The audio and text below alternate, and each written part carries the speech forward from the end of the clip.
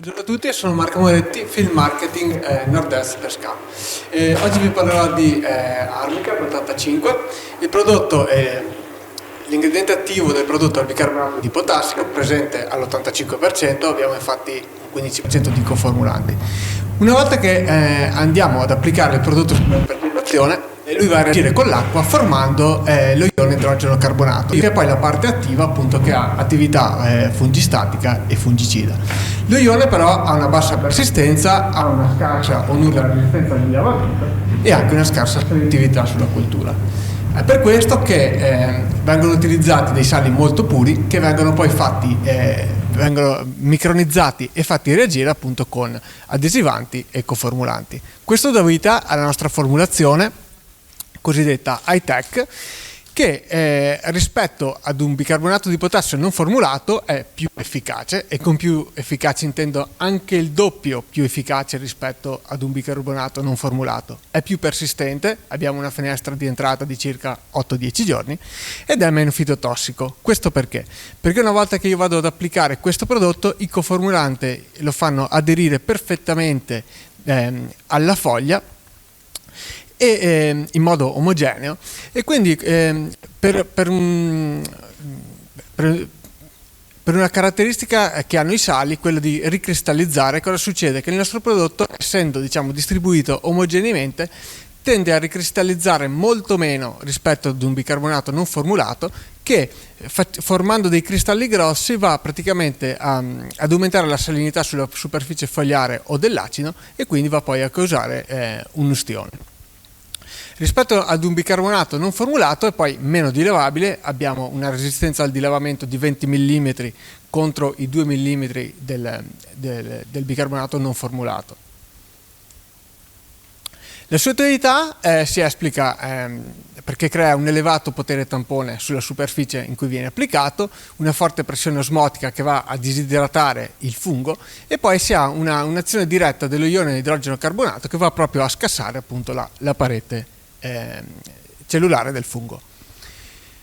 I suoi punti di forza sono quelli che ha un'azione molto rapida, agisce poi su tutti gli stadi di sviluppo del fungo, anche quelli svernanti. Pensiamo quanto sia importante, ad esempio, nel caso dell'oidio, andare a colpire le forme svernanti.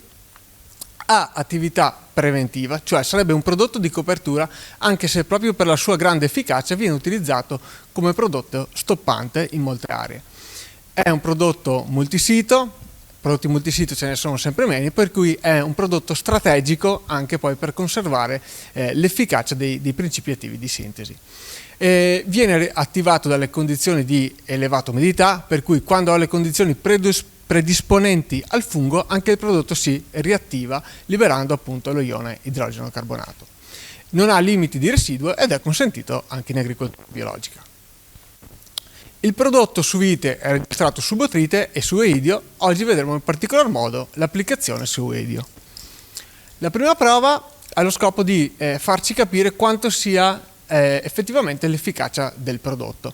Vediamo un testimone non trattato, poi c'è un Armicar fatto alla dose di etichetta, quindi 5 kg ettaro, un Armicar con la strategia che spingiamo, cioè 3 kg di Armicar più 2 kg di zolfo, un Armicar con un induttore di resistenza e poi un penconazolo, che insomma è ancora uno dei principi attivi di sintesi che è considerato un reference su per quanto riguarda l'oidio.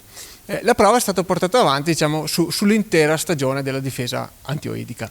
Siamo a Verona e il vitigno era un Müller-Thurgau. Qui vediamo i dati per quanto riguarda l'incidenza del grappolo. Il testimone è stato completamente colpito, abbiamo 99 grappoli e mezzo su 100 colpiti.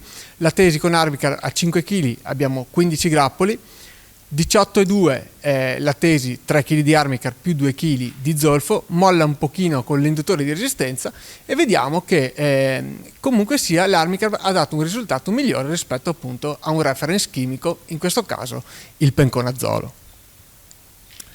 Questa è una prova un po' più fresca, è stata fatta nella scorsa estate in collaborazione con la fondazione Edmund Mack. Anche qui è una prova che si è protratta appunto per tutta la stagione di difesa antioidica. Sono state fatte 9 applicazioni dalla terza foglia alla prechiusura grappolo.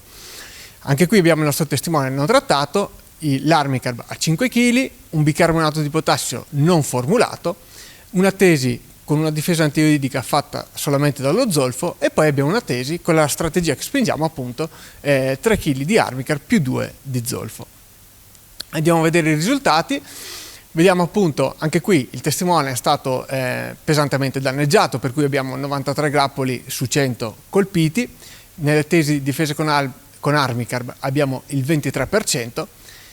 Il bicarbonato di potassio tal quale ha fatto segnare un 39%, quindi vediamo che praticamente l'efficacia dell'Armicarb è praticamente doppia rispetto al bicarbonato non formulato. Abbiamo poi la tesi col solo zolfo che ha fatto un 67%, e poi vediamo la nostra strategia 3 più 2 con lo zolfo, che ha praticamente fatto segnare la stessa efficacia rispetto all'Armicarb applicato alla dose di etichetta, quindi i 5 kg. Questa è una prova molto tecnica, è stata fatta nel Chianti ed è una prova di selettività del prodotto a diverse concentrazioni. Sappiamo che sempre di più si ha la tendenza ad utilizzare dei volumi di acqua ad ettaro più bassi, e siamo andati a studiare come il prodotto si comporta ad alte concentrazioni. Ci siamo messi nella condizione peggiore, per cui siamo su Malvasia bianca, un vigneto che comunque ha un acido con poca pruina e una buccia sottile, per cui è facilmente segnabile appunto dal prodotto.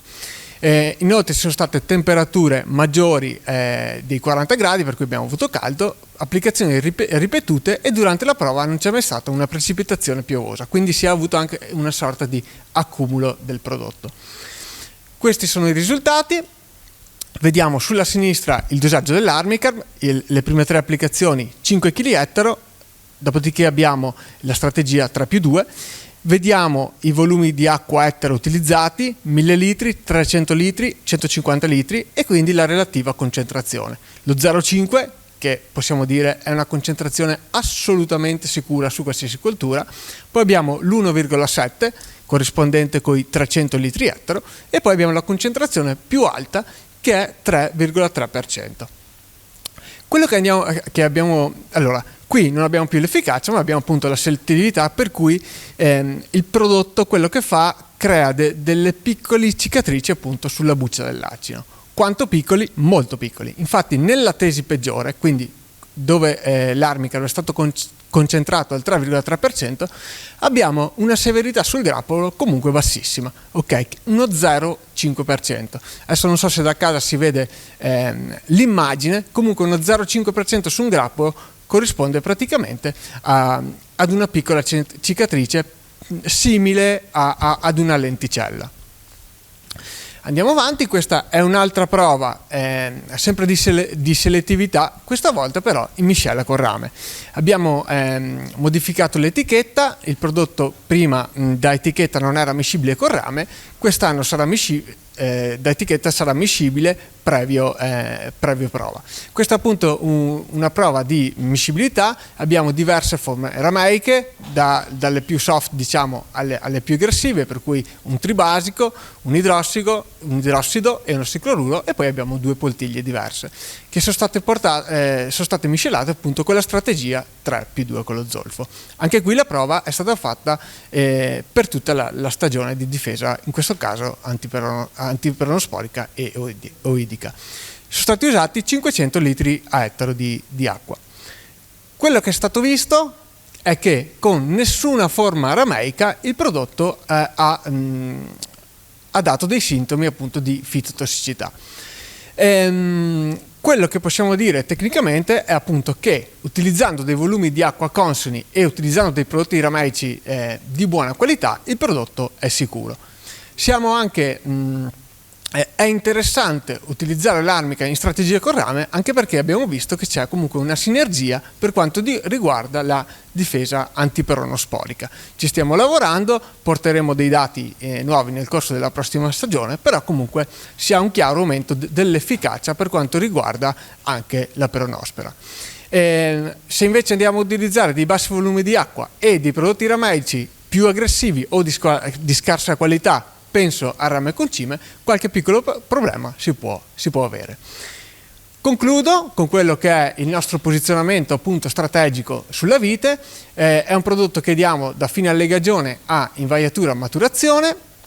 Il dosaggio di etichetta è 5 kg ettaro, anche se la nostra strategia di copertura è quella di fare 3 kg di Armicar più 2 dello zolfo. Sono due prodotti sinergici, in questo modo vado a ottimizzare il costo della copertura, vado a portare meno zolfo in cantina, questo sappiamo è sempre più importante soprattutto sui vini bianchi, e comunque questo tipo di strategia mi consente di avere un'efficacia paragonabile o anche superiore ad alcuni prodotti di sintesi.